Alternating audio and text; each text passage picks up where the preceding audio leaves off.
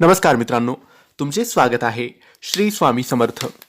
मित्रांनो, 2 मार्च सोमवारचा दिवस खूप मोठा दिवस आहे.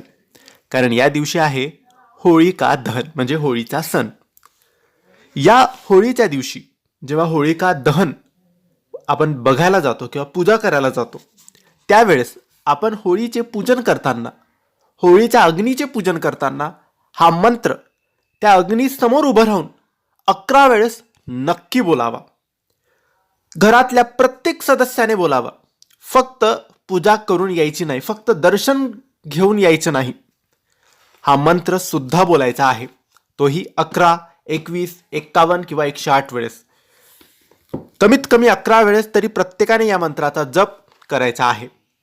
आणि जर तुम्ही होळीच्या अग्नीच्या पूजेला जात नसाल, होळिका दहनाच्या पूजेला जात नसाल, तर मग घरी देवघरासमोर बसून तुम्ही या मंत्राचा जप केला तरी चालेल.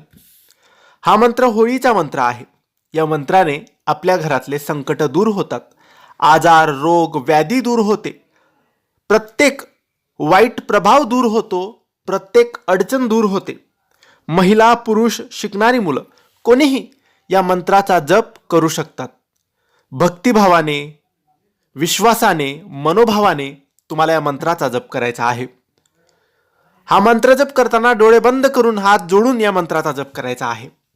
हा मंत्र खूप सोपा म्हणजेच होळीचा मंत्र आहे.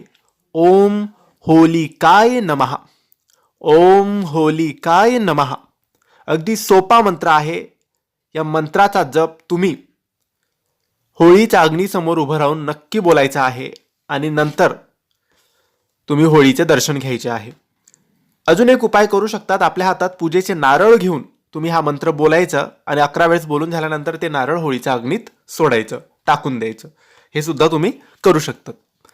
तर मित्रांनो, ही माहिती तुम्हाला आवडली असेल तर लाईक आणि शेअर करा. काही प्रश्न असतील तर कमेंट्सद्वारे विचारा आणि आमच्या चॅनलला सबस्क्राईब करायला विसरू नका. धन्यवाद. श्री स्वामी समर्थ.